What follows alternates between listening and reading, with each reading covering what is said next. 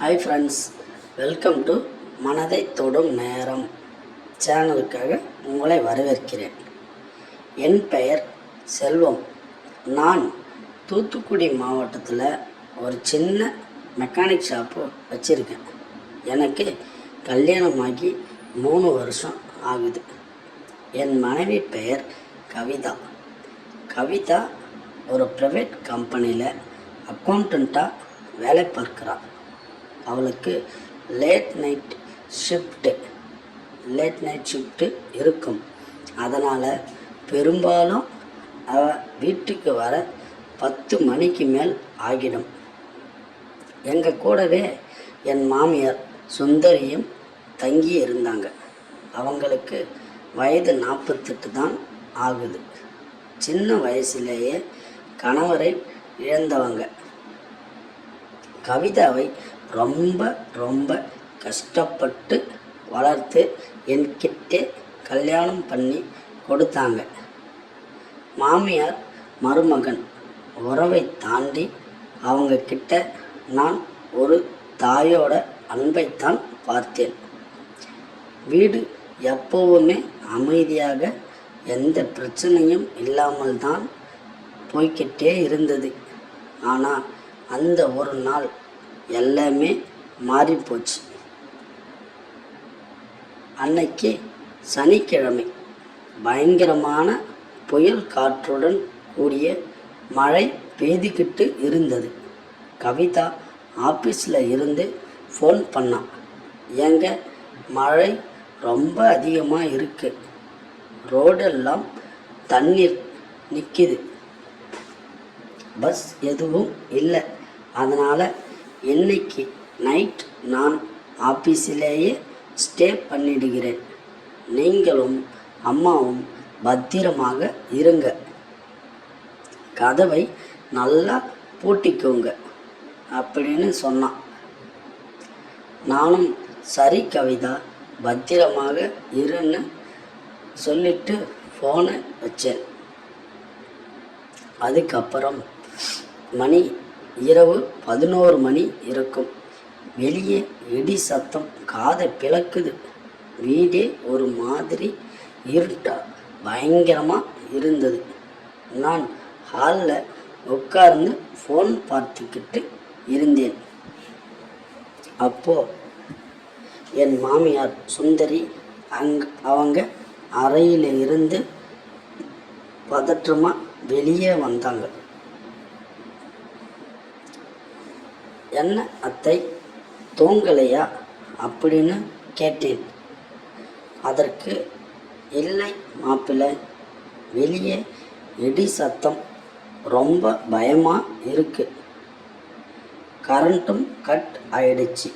எனக்கு சின்ன வயசில் இருந்தே இந்த மாதிரி இருட்டானாலும் இடி சத்தமானாலும் பயம். கவிதா வேற இல்லையா, தனியாக இருக்கவே ஒரு மாதிரி நடுக்கமாக இருக்கு மாப்பிள்ளை அப்படின்னு சொல்லி என் பக்கத்தில் வந்து சோபாவில் உட்கார்ந்தாங்க. அவங்களுக்கு ஆறுதல் சொல்லணும் நினச்சி, பயப்படாதீங்க அத்தை, நான் இருக்கேன்ல அப்படின்னு சொல்லி அவங்க கையை தொட்டு அணைச்சேன்.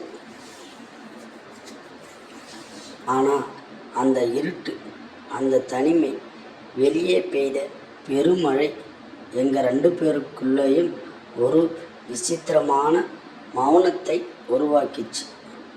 அவங்களோட நடுக்கும் பயத்தால் மட்டுமல்ல, ரொம்ப வருஷமாக தனிமையில் இருந்த ஒரு பெண்ணோட ஏக்கமும் கூட அன்னைக்கு வெளிப்பட்டுச்சு. எனக்கும் கவிதா இல்லாத அந்த நேரத்தில் மனசு தடுமாற ஆரம்பிச்சது. நாங்கள் எல்லையை மறந்தோம், உறவை மறந்தோம். அன்னைக்கு இரவு விடிய எங்களுக்குள்ள ஒரு தவறான பிணைப்பு உருவானது. விடிய நாங்கள் அந்த ரகசிய உலகத்தில் மூழ்கி இருந்தோம்.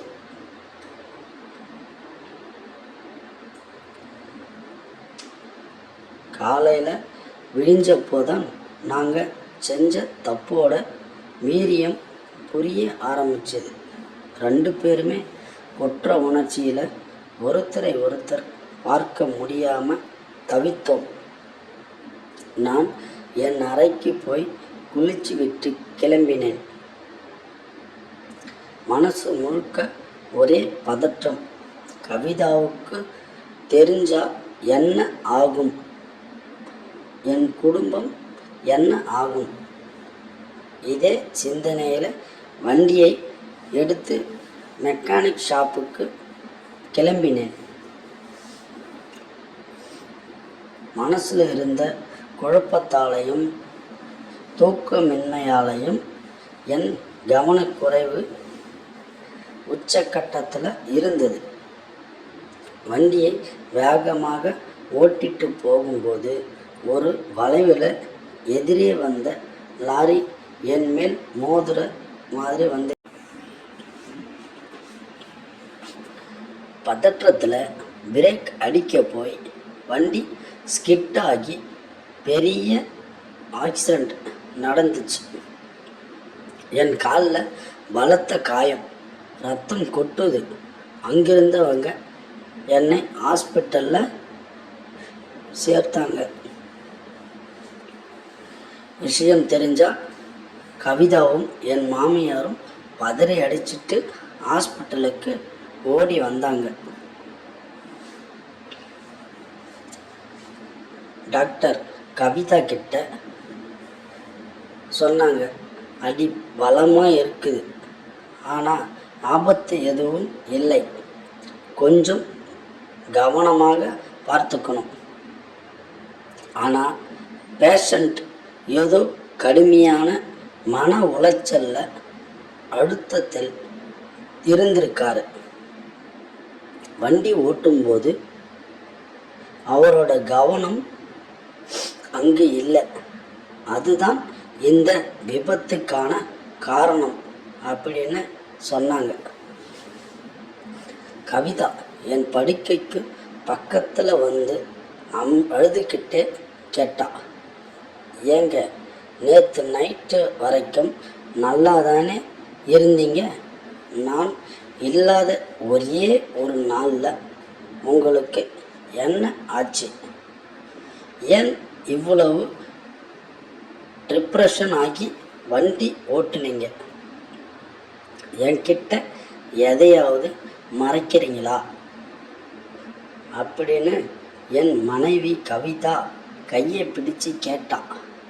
அவள் கேட்ட அந்த நிமிடம் என் பின்னாடி நின்று கொண்டிருந்த என் மாமியாரை பார்த்தேன். அவங்க முகம் வெளுத்து போய் கையை கூப்பி அழுதுகிட்டே நின்றுக்கிட்டு இருந்தாங்க. அவங்க கண்ணில் உண்மையை சொல்லிடாதே, என் மகள் வாழ்க்கை அழிஞ்சு விடும் என்ற கெஞ்சல் தெரிஞ்சது. என் மனசாட்சி என்னை குத்தியது. ஒரு பக்கம் என் மனைவி கவிதாவின் தூய்மையான அன்பு, இன்னொரு பக்கம் ஒரு இரவு தவற்றால் ஏற்பட்ட விபரீதம். உண்மையை சொன்னால் குடும்பம் உடையும், சொல்லவிட்டால் இந்த குற்ற உணர்ச்சி என்னை வாழ்நாள் முழுவதும் வாட்டி வதைக்கும். நான் கவிதாவிடம் பொய் சொன்னேன். அதையெல்லாம் ஒன்றும் இல்லை கவிதா, மழைக்காலம் இல்லையா, ரோடு வழுக்கிடுச்சு, கவனிக்கலை என்று கவிதா அதை நம்பினாள். ஆனால் நண்பர்களே, அன்னைக்கு நடந்த விபத்து என் உடம்பை மட்டும் காயப்படுத்தலை, என் மாமியாருக்கும் எனக்கும் இடையே இருந்த அந்த தவறான எண்ணத்தை அப்படியே சொக்கு நூறாக உடைச்சது. ஹாஸ்பிட்டலில் இருந்து டிஸ்சார்ஜ் ஆகி வீட்டுக்கு வந்த அப்புறம் நாங்கள் 2 பேருமே ஒரு நிபந்தனைக்கு வந்தோம். அன்னைக்கு இரவு நடந்தது ஒரு விபத்து, ஒரு பலவீனம். அதை அங்கேயே புதைச்சிடணும். இனிமேல் அவங்க எனக்கு அம்மாவாகவும் நான் அவங்களுக்கு மகனாகவும் மட்டும்தான் வாழணும்னு முடிவு பண்ணினோம். கவிதாவுக்கு அந்த ரகசியம் தெரியலனாலும் எங்களுக்குள்ள நாங்கள் வச்சிருந்த அந்த கண்ணியம் என்னைக்கும் எங்கள் குடும்பத்தை காப்பாற்றிருக்கு. ஒவ்வொரு குடும்பத்திலையும் பலவீனமான தருணங்கள் வரலாம். ஆனால் அந்த எல்லையை கடந்து தாண்டாமல் இருக்கிறது தான் ஒரு ஆணோட பெண்ணோட உண்மையான பலம். இந்த கதை உங்களுக்கு ஒரு பாடமாக இருக்கணும் நம்புகிறேன்.